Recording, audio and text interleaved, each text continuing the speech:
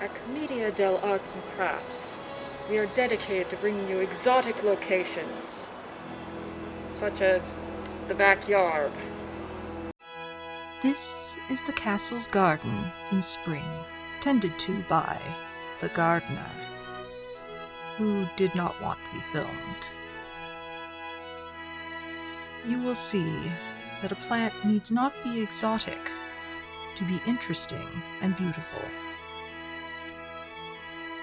These are forget-me-nots. These are Siberian bugloss. The way you can tell them from the forget-me-nots is that the bugloss has these heart-shaped leaves with the speckles on them, while the forget-me-nots have long, plain leaves. This is a forsythia. There used to be a much larger bush of it, but years ago it was trimmed down. Now a few bushes of it remain. Most people will recognize tulips. They come in a wide variety of shapes and colors. Do you see what is special about this one? It has these fringed petals. We used to have pink ones with much more thick fringe that I used to be fascinated by, but they have long since gone.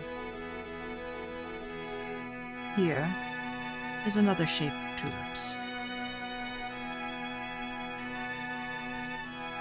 This is a fritillaria. The gardener doesn't really know where it came from. It just appeared one day, and so she tends to it. These delightful little round things are grape hyacinths. Here you can see the full plant a little better, or could if they weren't surrounded by lily of the valley.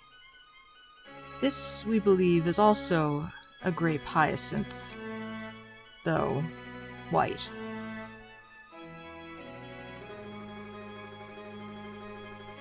These are violets. We never know quite where they will appear. They simply spread themselves wherever they please.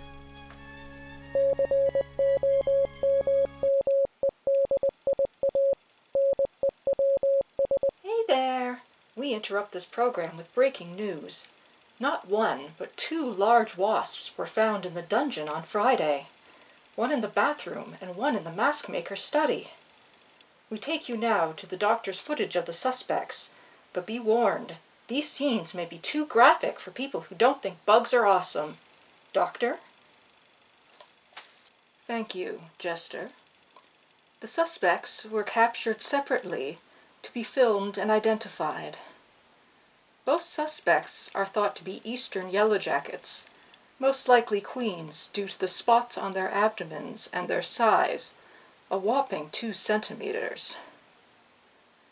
Are they not fascinating up close?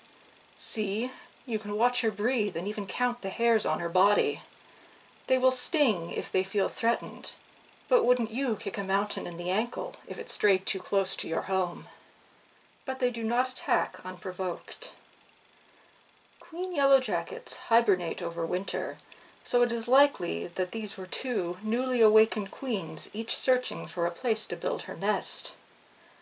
However, since the dungeon is no place to raise a hive, the suspects were ultimately released outdoors to take their place in the ecosystem. Back to you, Jester. Thanks, Doc. And now back to our regular program. This one we had to look up. Turns out to be Virginia bluebells. They are from Virginia. They are rather far from home.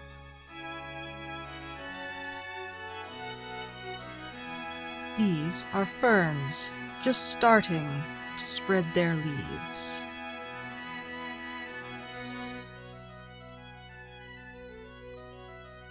This is a primula. I don't really know much about it, I just thought it was pretty. I would be remiss if I did not discuss some of the less welcome parts of the garden, the ones that simply appear rather than are placed there, such as this moss, or these mushrooms. I do not know what kind they are, do not eat them. And of course, the dandelion, which, if you say that you like it, someone will always appear and remind you that it is a weed. But what is a weed but a free flower? And have you ever looked closely at a dandelion? Let's do that for a moment. This last one, we never quite figured out what it is. You would think the gardener would know, but, well, sometimes she plants things that don't grow for a year or two, or she gets them in a bundle of seeds, and they come up, and they are a mystery.